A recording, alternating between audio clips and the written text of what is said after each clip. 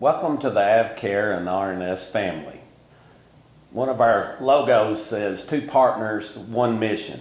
And I think it's important for all the employees and new employees to know where we come from and how did we get here today. RNS at that time was called RNS Sales back in 1982. Started, and it was a very simple philosophy in pharmaceuticals. It was buying cheaper, selling a little bit higher, and keeping the little bit in between. And what did we do for our customers at that time? We sold to wholesalers primarily, chains, and some drugstores, but that was mostly the business model in that program. In 2002, we purchased Dixon Chain, which is now known DBA as RNS Northeast. And that company started in the 70s. I think it was around 1976. When we bought them, they had their own label. They had a packaging company inside their wholesale distribution. And their primary customer base was selling product to the city of Philadelphia and 340B healthcare entities. That program was started to sell healthcare entities, which is primarily hospitals, clinics, and other members, products at a discounted price. So RNS's model, and it's still that model today, is we sell product to some of the smaller customers that the big guys don't sell to. We do sell to some pretty big customers. We have the contract with the city of Philadelphia, but primarily we're providing a service to the smaller ones and giving them a little better terms sometimes and a little better price sometimes than they're getting before. Somewhere around 2003 or 4, we bought a Pace down in Maryland that was a packaging company, and we moved the packaging from the warehouse there in Philadelphia down to Maryland. And a couple years later, we refurbished a warehouse at Fountain Run, Kentucky, and some of you might not know where Fountain Run is, but it's close to Bowling Green, Kentucky, about an hour and a half from Nashville, Tennessee.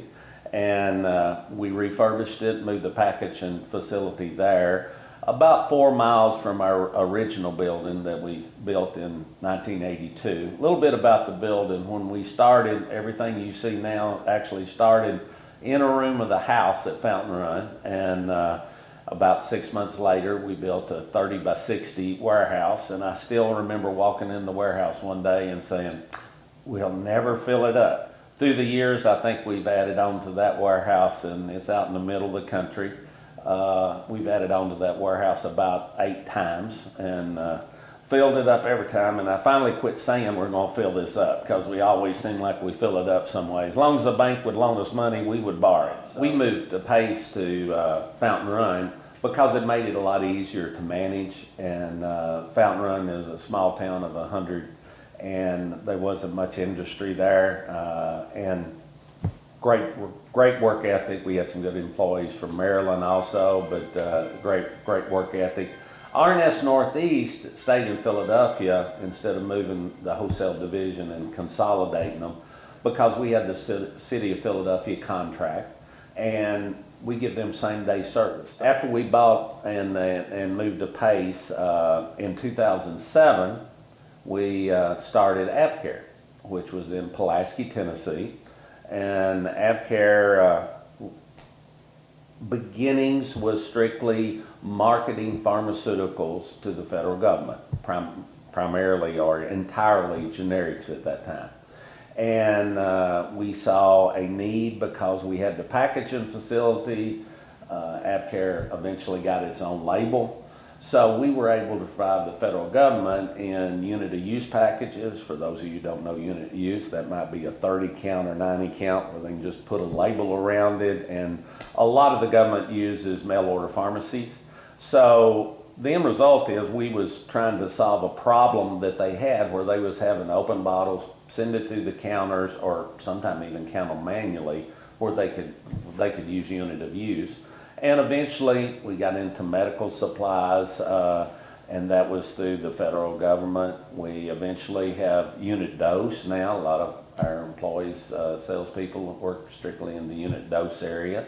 At that time, almost all unit dose was made in 100 count. So for small hospitals, we developed a 50 count so they could cut their inventory cost in half and solve another problem for them. Cash flow is a problem. So we try to solve problems for our customers no matter how big they are. Just this last year in 2020, we got a new, if you want to call them partner or sold part of the company to Amneal, a publicly traded company.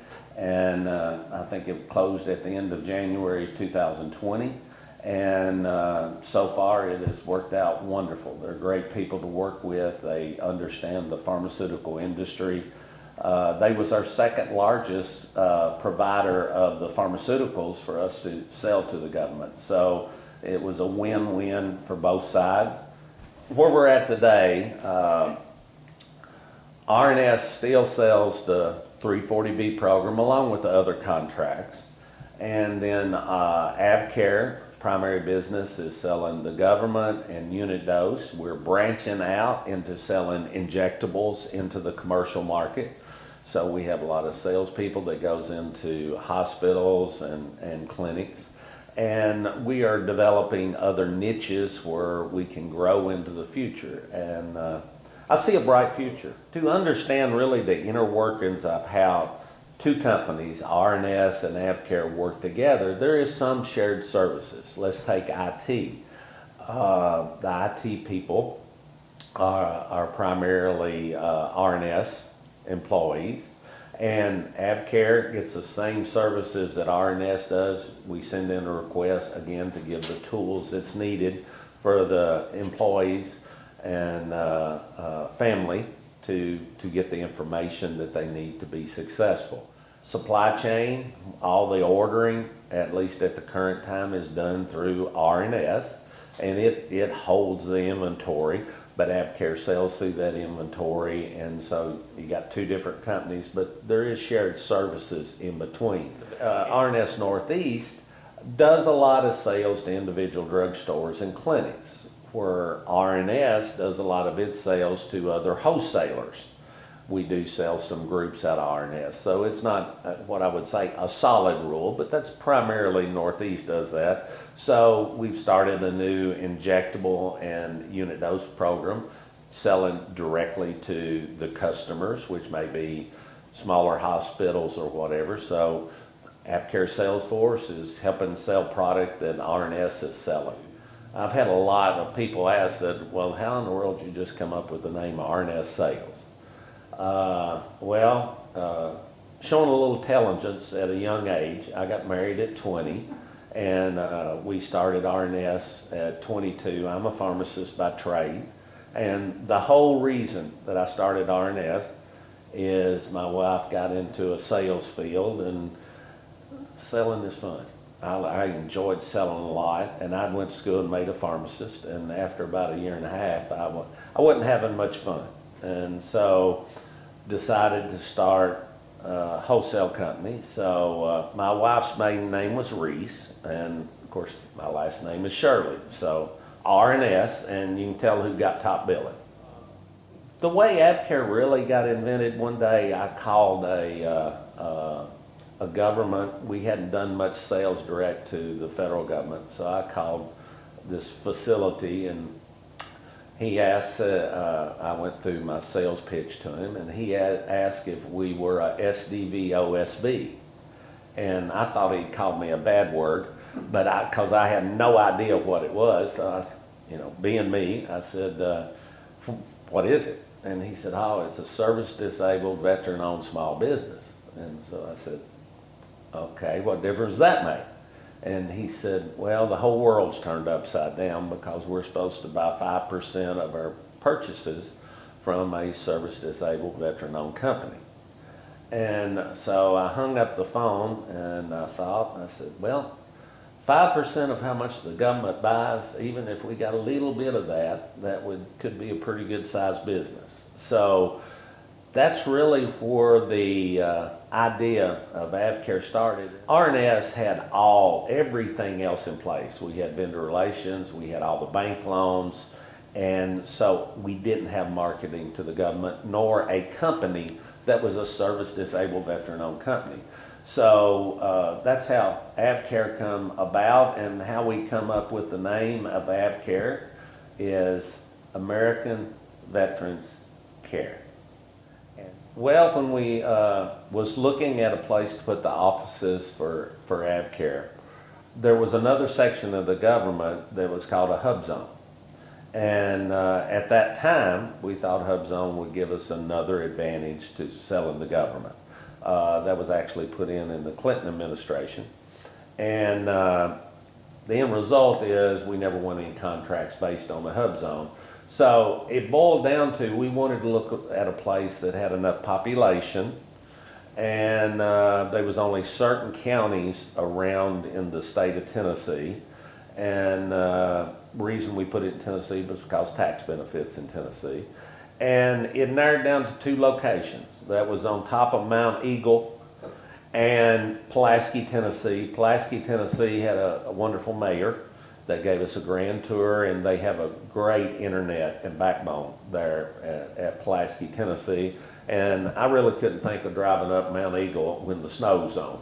So that's the reason we chose Pulaski, Tennessee, and it's been a wonderful choice. I mean, one of the interesting things about AvCare's history, when we first started, of course it's a small town, and it still has a square.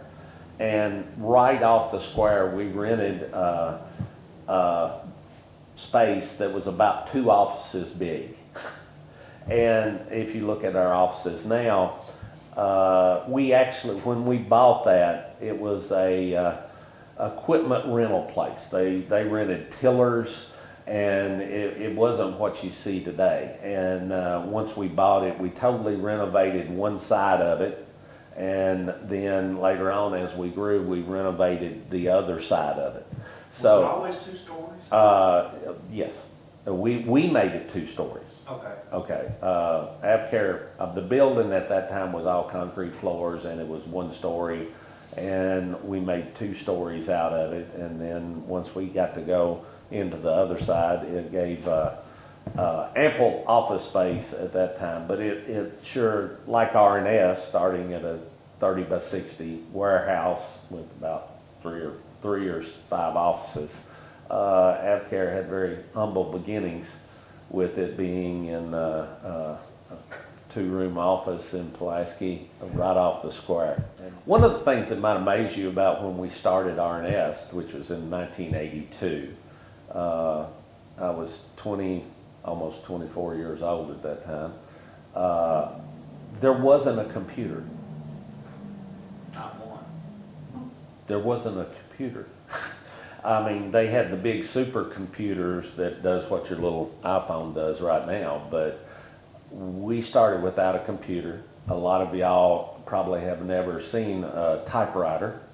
So when I done a sale, because my brother didn't type very good, I was a pharmacist, so I typed every word, every price, done a calculator to do every extension on every sale we did.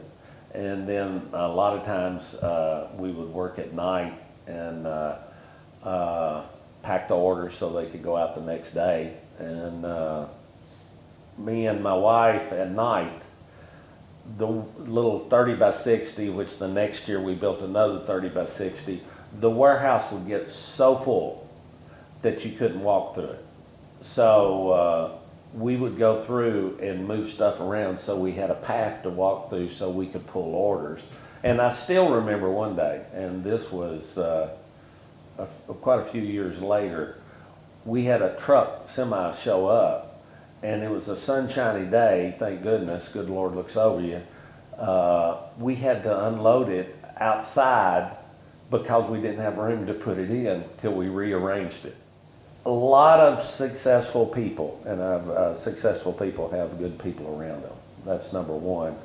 But a lot of successful people, you hear them on TED Talks, on YouTube, say they have goals. This is my goal, whatever. My goals, I used to say I didn't have any. I did. I always have it to today. The goal is to be responsible and live up to your responsibilities, and to have integrity. And Some of the employees have heard me say it before. What AvCare and RNS stands for, to me, is integrity. Never be ashamed to go in and because of something that AvCare or RNS said or did that wasn't true. I think integrity is rare in companies anymore.